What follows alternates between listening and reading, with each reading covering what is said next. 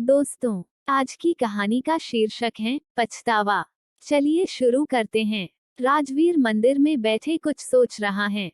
तभी एक व्यक्ति आता है। उसके हुलिये को देख कह सकते हैं वो एक मुस्लिम है। वो मंदिर में आकर पूजा करता है। उसे देख एक ही सवाल दिमाग पर दस्तक देता है, एक मुस्लिम मंदिर में कैसे? वही एक सवाल राजवीर को उसकी सोच से बाहर निकालता है और वो उस शख्स की तरफ देखता ही है कि वह शख्स उस अनपुछे सवाल को भांप लेता है और वही मंदिर की डेल पर राजवीर के पास बैठ जाता है और खुद ही कहता है, मेरा नाम इशफाक है, मैं मुस्लिम समाज से हूँ, रोजाना मंदिर आकर पूजा करता हूँ। राजवीर सुनकर आश्चर्य से पूछता है, यह अनोखा है, क्या इसके पीछे कोई कारण है? अशफाक मुस्कुराते हुए जवाब देता है, बरखुरदार, हर एक बड़े काम या बदलाव के पीछे वजह जरूर होती हैं। यहाँ भी हैं। हमारी बीवी हिंदू थी, उन्होंने हमारे धर्म को दिल से अपनाया। यही एक उम्मीद उनकी आंखों में हमारे लिए भी थी, पर हम जानकर भी अनजान बने रहे, क्योंकि यह हमारी शान के खिलाफ जो था। वो जीवन भर हमारे खातिर अपने भगवान से दूर रही और एक दिन वो हमसे दूर अपने भगवान के पास ही चली गई। उन्होंने हमें एक खत लिखा था, जो उनके इंतकाल के बाद हमें मिला। उसमें लिखा था उन्हें अपने ईश्वर से बहुत प्रेम था, वो हमसे छिपकर यहाँ इस मंदिर में आ जाया करती थी। हमें बुरा ना लगे, इसलिए कभी बोल नहीं पाई, पर धोखा नहीं देना चाहती थी, इसलिए खत लिख दिया। उन्होंने हमारे प्यार के खातिर, हमारे अभिमान के खातिर अपनी इच्छा कभी जाहिर ना की, पर मरते मरते वो हमें सच कह कर गई। तब हमें प्यार की कीमत समझ आई, इसलिए उनके जाने के बाद ही सही, पर हमने उनकी वो एक इच्छा पूरी की। अशफाक की बात खत्म हो जाती है। दोनों कुछ देर खामोश बैठ जाते हैं। अशफाक की बातों से राजवीर के चेहरे पर बेचैनी सी है, जिसे देख अशफाक राजवीर से पूछता है, जनाब, आप कुछ परेशान से लग रहे हो। राजवीर कुछ असहज सा हो जाता है और कहता है, नहीं, ऐसा कुछ नहीं। अशफाक कहता है, बरखुरदार, आपकी बेचैनी देख कह सकता हूँ आप किसी सच से ही भाग रहे हो। राजवीर तेजी से वहां से उठकर जाने लगता है, जैसे अशफाक ने उसकी कोई चोरी पकड़ ली हो। अशफाक उसे रोकता है, पर राजवीर तेजी से वहां से निकलकर अपनी कार में बैठकर चला जाता है। राजवीर के दिमाग में अशफाक की सारी बातें घूमने लगती हैं। राजवीर को रात भर नींद नहीं आती। सुबह होते ही वो फिर उसी मंदिर में जाकर बैठ जाता है। फिर से उसकी मुलाकात अशफाक से होती है। अशफाक राजवीर के पास आकर बैठ जाता है। अशफाक समझ रहा है कि राजवीर उससे कुछ कहना चाहता है, पर अशफाक चाहता है राजवीर खुद अपने अभिमान को तोड़कर सच को उनके सामने रखे, जिससे वो भाग रहा है। पर वहीं राजवीर चाहता है अशफाक उससे आगे से सवाल करे, पर राजवीर कुछ नहीं बोल पाता। 2-3 दिनों तक यही चलता रहता है। आखिरकार एक दिन राजवीर खामोशी तोड़कर बोलता है, असल में मेरी नौकरी में थोड़ी दिक्कत है, बस इसलिए परेशान हूँ। अशफाक जोर जोर से हंसने लगता है, बरखुरदार, इतने दिनों बाद अपनी खामोशी तोड़ी भी तो झूठ बोलने के लिए। मियाँ, हमारे बाल धूप में सफेद नहीं हुए हैं। आपका चेहरा साफ कह रहा है आप खुद से खफा हैं। खुद की गलती मानने की हिम्मत नहीं है आप में। आप इस पुरुष प्रधान समाज के वही पुरुष हैं, जो अपने मन रूपी अकड़ में इतने जकड़ गए कि सच को स्वीकार नहीं कर पाते। अशफाक राजवीर को उसके ही असली रूप से पहचान करवाता है। राजवीर के दिल पर एक बोझ है, जिसे वो खुद से भी खुलकर नहीं कह पाया है, और आज वो अपने जीवन के उस एक पहलू को अशफाक के सामने रखता है और कहता है, मैं एक मॉडर्न लड़की से शादी करना चाहता था, पर मेरे माता पिता ने मेरी शादी गांव की लड़की शिखा से करवा दी। मैं उससे ठीक से बात तक नहीं करता था। वो मेरे परिवार के साथ ऐसे घुल मिल गई थी, जैसे बरसों से उनके साथ रह रही हो।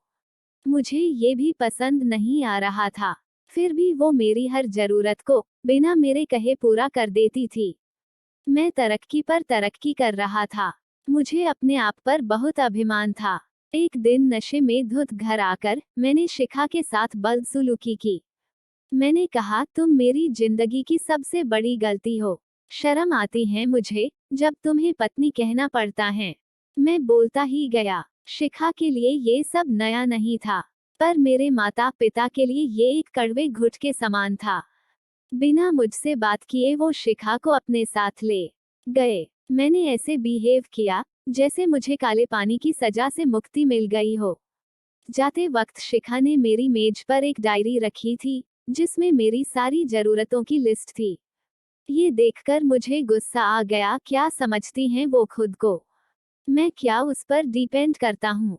फिर मैंने सोचा, मैं क्यों चिढ़ रहा हूँ? वो तो थी ही गंवार, अब चली गई। मैं आजाद हूँ। ऐसा सोच मैं ऑफिस चला गया। ऑफिस में लंच ब्रेक में जैसे ही मैंने टिफिन खोला, मैंने उस महक को मिस किया जो रोजाना मेरे थके चेहरे पर मुस्कान बिखेर देती थी।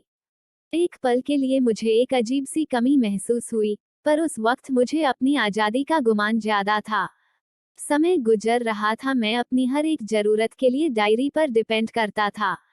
कमी का कुछ एहसास तो था, पर मेरा ईगो मेरे सामने आ जाता और मैं फिर अपनी अकड़ में जीने लगता।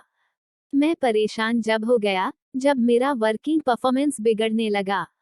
हमेशा अपनी प्रोग्रेस के लिए खुद को सारा क्रेडिट देता था। मैं ये मानना ही नहीं चाहता था कि मेरी प्रोग्रेस में शिखा का भी पूरा हाथ था। उसी के कारण मैं अपने जीवन की कई छोटी बड़ी परेशानियों और जिम्मेदारियों से बहुत दूर था और केवल अपने काम पर फोकस करता था। बेस्वाद खाने में, मुरझाए फूलों में, बिखरे घर में, हर उस जगह जहां मैं शिखा को देख चिढ़ता था, उसे गंवार कहकर निकल जाता था। मुझे उसकी कमी महसूस होने लगी थी, पर मैं ये मान कैसे लेता? एक दिन मन भारी हो गया। फिर मैंने माँ को कॉल किया। वो मेरी आवाज से ही समझ जाती थी कि मैं परेशान हूँ, पर समझते हुए भी माँ ने मुझे इग्नोर कर दिया और कहा कि शिखा ने दूसरी शादी का फैसला कर लिया है। ये सुनकर मुझे और गुस्सा आ गया और मैंने कॉल कट कर दिया। कुछ दिनों पहले ही मुझे डाक से तलाक से कागज मिले। पता नहीं क्यों मैं खुश नहीं हूँ। मैं चाहता तो यही था कि शिखा मेरी जिंदगी से दूर हो जाए, पर आज मैं बेचैन हूँ। अशफाक थोड़ी देर रुककर कहता है, अब तुम क्या सोच रहे हो? राजवीर कहता है, शिखा मुझसे बहुत प्यार करती थी, फिर वो कैसे दूसरी शादी के लिए सोच भी सकती हैं? अशफाक कहता है, वाह मियाँ, क्या अभी भी वो आपसे पूछेगी कि आगे बढ़ूं या नहीं? आज जब आपको उसकी अहमियत पता चल गई है, तब भी उससे सच कहने से झिझक रहे हो। सब कुछ सामने है, पर फिर माफी मांगने में खुद को छोटा महसूस कर रहे हो। मियाँ, समझ लो, अगर अब भी अपने ईगो में रहे तो फिर मौका नहीं मिलेगा। दोस्तों, आदमी का यह ईगो ही उसे जिंदगी से हरा देता है। राजवीर सब जानता है, पर उसके अहम के कारण वो शिखा से बात नहीं कह पा रहा है। शायद उसे डर है कि इस बार शिखा उसे ना कह दे। अशफाक राजवीर को झंझोड़कर कहता है, जब मैं अशफाक होकर मरी हुई बीवी के खातिर मंदिर जा सकता हूँ, तो क्या तुम एक सच स्वीकार नहीं कर सकते? राजवीर को अशफाक की बात दिल पर लग जाती है। वो कॉल तो नहीं, पर शिखा को एक मैसेज करता है। मैसेज डिलीवर होते ही उधर से कॉल आ जाता है। दोनों के बीच लंबी बात होती है और यह एक लंबा कॉल दोनों को वापस मिला देता है।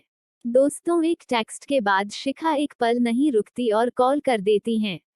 यह एक औरत का दिल है, वो जिससे प्यार करती हैं, उसे कभी नहीं झुकाती, और वहीं एक आदमी हर उस औरत को झुकाता है जो उससे प्यार करती हैं। वक्त किसी का बंधक नहीं, वक्त रहते काम हो जाए तो वह अमूल्य है, वरना पछताने के अलावा कुछ नहीं रह जाता।